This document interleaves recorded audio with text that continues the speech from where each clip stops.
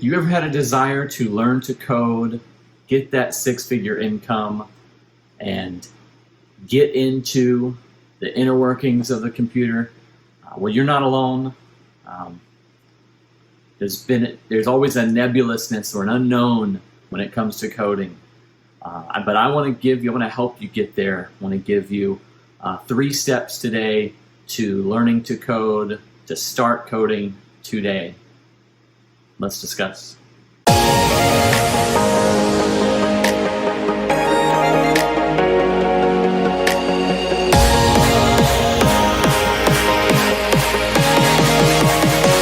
Welcome to episode 1 of the Adam Parker Show, where I'm here to help you learn to code, work less, live life to the fullest, give more. Let's do it. Let's dive in. Before we get started, I want to give you a free gift. If you want to land that 6-figure coding job and you're just not sure how, I want to give you a gift. I want to give you a free checklist that will take you through the 4 steps that I have figured out to land that killer 6-figure coding job in a simple, easy to use checklist. Download that. The link is in the description. I want to give that to you. I walk you through 4 easy steps that you can take today to start on your journey to getting that 6-figure killer coding job. Please download it today. Let's get into the topic. And we're going to talk today about learning to code, about starting coding today. There is that, just a quick Google search about getting started programming. You'll find that there is more than 700 programming languages.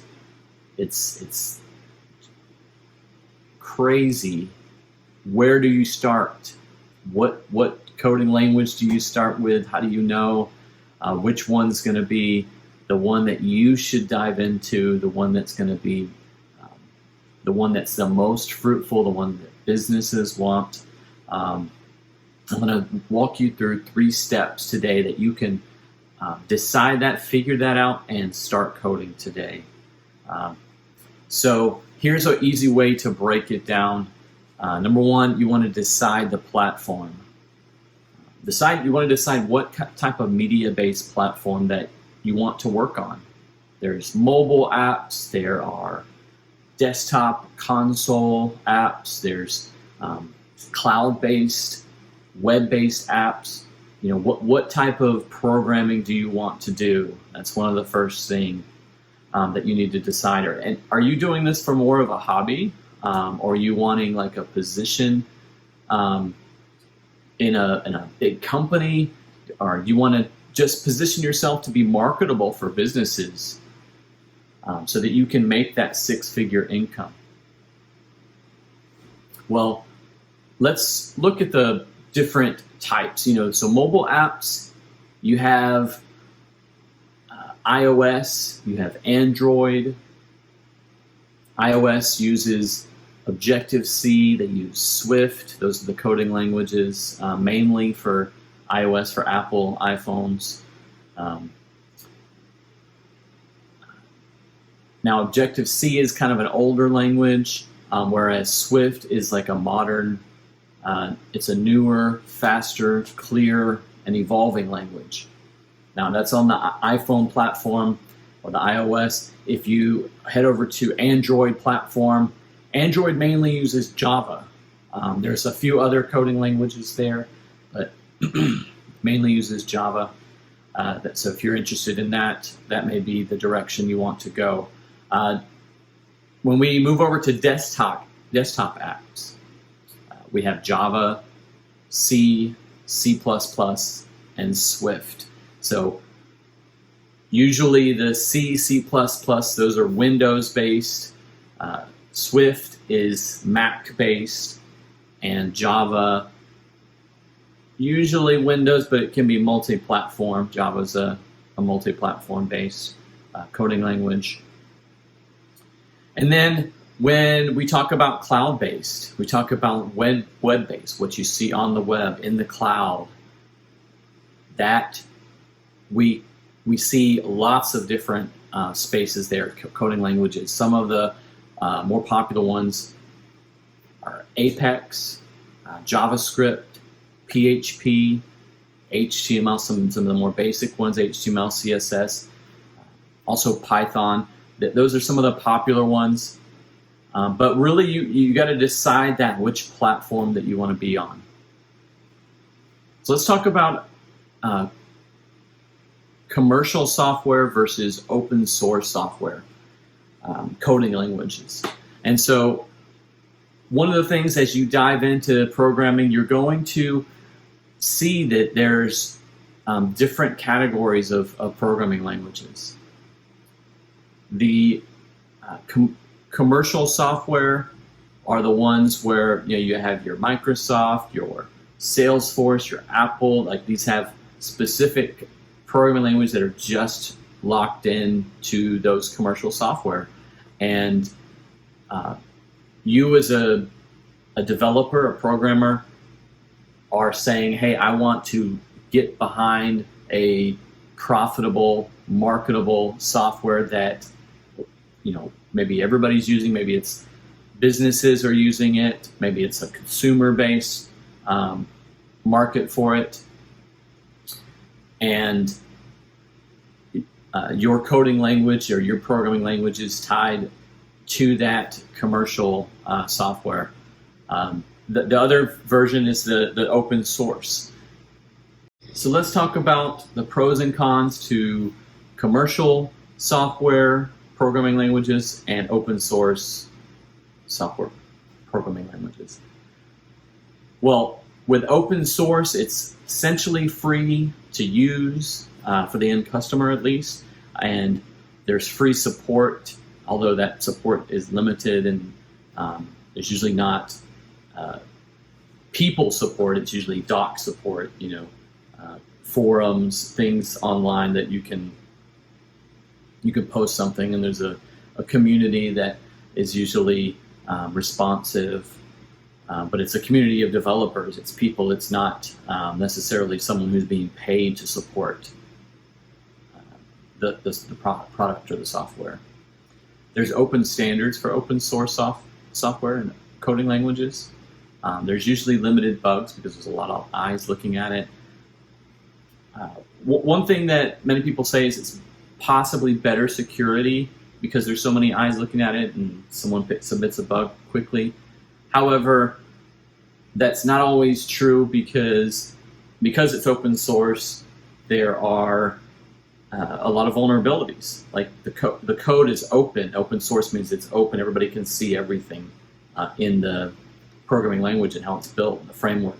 And so that means that people can exploit these weak areas. And so if a business builds their software or their website or their app or whatever on open source, then it can be more vulnerable to these attacks. Another pro to open source is it's not locked into a commercial software, right? So you can move it to different platforms, and it's not locked in. Now, there's some cons to open source. With open source, it's much less user-friendly. Usually you won't, with bigger businesses, once you need something that's very customer-friendly and user-friendly, you think Apple, right? You think iPhone, you think Mac, you think user-friendly type of things. Salesforce. Those are very user-friendly, and open source is not that. It's often more difficult to use, more difficult to program in. The support, like I said, is often slower and limited. There's not someone in a help desk center that you can call for support. So businesses that rely on that and need that support, they will usually gravitate more to a commercial software that's a lot more stable. And like I said, it's more vulnerable. Open source is more vulnerable to those malicious attacks. Now, commercial software coding languages, the pros with that is like a usability. Like I said, it's easy to use for those end customers. There's also a stable product. Whenever you code in a language that has a commercial software to it, that product is usually a lot more stable because of the release cycles of the product. You are looking at stability, and a lot of businesses like that. Most bigger businesses definitely like stability. They don't like their products to have bugs or have these vulnerabilities, and customers aren't happy because these errors or these things are always happening. Now, and like we said, the commercial software has tailored and fast support. It's usually used by large and successful businesses, and so there's a lot of job security in that. Commercial software is usually, they have cheaper and faster startup costs for businesses because of subscription models like software as a service models. There's a lot of pre-built packages that you can start with commercial software, and then the coding, the languages that go into that can have a user-friendly starting point for the product, for the software to be able to start from. Usually with these open source softwares, everything has to be built from the ground up, from scratch. And so there's a lot bigger startup cost because what you're paying is the developer, you're paying the programmer to be able to develop that. Now, there's also another pro for commercial software is there's less risk. Less risk to the business, to the company, because of the stability, because of less vulnerability, because there's more support, faster support. Now, there are some cons to commercial software. With commercial software, you're dependent upon that software company, right? And so whatever happens, if that company goes down or their support goes down, you're dependent on them. They usually maintain the support, the development, the upgrades to the software, to the product, and you're dependent on them. Usually that software is not as customizable as an open source type software product, and so you have to really work within that software vendor's framework. Many of them nowadays are providing that customization built in, like a Salesforce with their Apex programming. There's a whole development in it. That's what helps the businesses to customize the software and provide that expansion or the extension of their software. And now I am an Apex programmer. I work within the Salesforce framework. I love it. It is tied to the cloud-based commercial platform called Salesforce. However, that platform is the #1 cloud-based CRM in the world. Companies that use Salesforce are companies like Spotify, like Amazon, like US Bank, like Toyota, T-Mobile, American Express, Canon, NBC Universal, the Hershey's company, FedEx. Like, there's so many companies that are using Salesforce now.